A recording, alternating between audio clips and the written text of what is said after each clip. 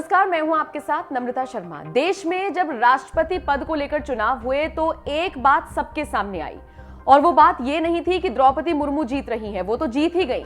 बात ये थी कि विपक्ष किस तरीके से टूट गया है। विपक्ष जो एकजुटता की बात करता है वो राष्ट्रपति चुनावों के दौरान टूटता हुआ नजर आया। मतलब ये समझ लीजिए तमाम ऐसे विपक्षी दल थे जो यशवंत सिन्हा को वोट देने के समर्थन में नहीं थे। भले ही उन्हें यूपीए का कैंडिडेट बनाया गया था लेकिन वो जीत नहीं पाए और द्रौपदी मुर्मू सर्वसम्मति से जीत गई। 64% उनको वोट मिला और आज वो देश की राष्ट्रपति हैं।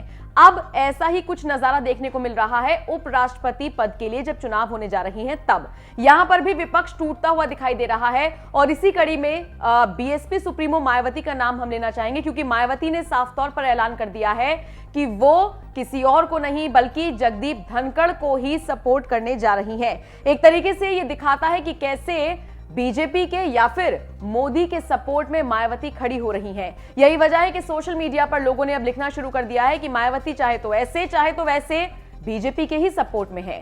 सबसे पहले मायावती ने अपने ट्विटर पर क्या लिखा, जरा देखिए।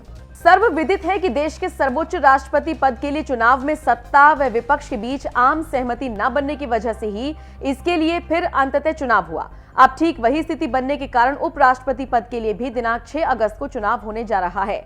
बीएसपी ने ऐसे में उपराष्ट्रपति पद के लिए हो रहे चुनाव में भी व्यापक जनहित वे अपनी मूवमेंट को भी ध्यान में रखकर श्री जगदीप धनखड़ को अपना समर्थन देने का फैसला किया है तथा जिसकी मैं आज औपचारिक रूप से घोषणा भी कर रही हूं। मायावती ने ऐलान कर दिया है कि वो जगदीप धनखड़ को ही अपना वोट देंगी, अपना समर्थन देंगी। और दूसरी तरफ अब सोशल मीडिया पर लोग लिख रहे हैं कि मायावती बीजेपी की बी टीम बनती जा रही है। जैसे एक यूजर ने लिखा, she is supporter of BJP which is fact and no clarification is required other than ED. फिर एक और यूजर ने लिखा, द्रौपदी मुर्मू जी का समझ में आता है ये धनखड़ जी को समर्थन करने का जय तर्क है, या ये कहा जाए कि अप्रत्यक्ष रूप से बसपा भाजपा आरएसएस की समर्थक बन गई हैं। तो देखा आपने कैसे लोग मायावती को अब जगदीप धनखड़ को सपोर्ट करने के लिए ट्रोल कर रही हैं।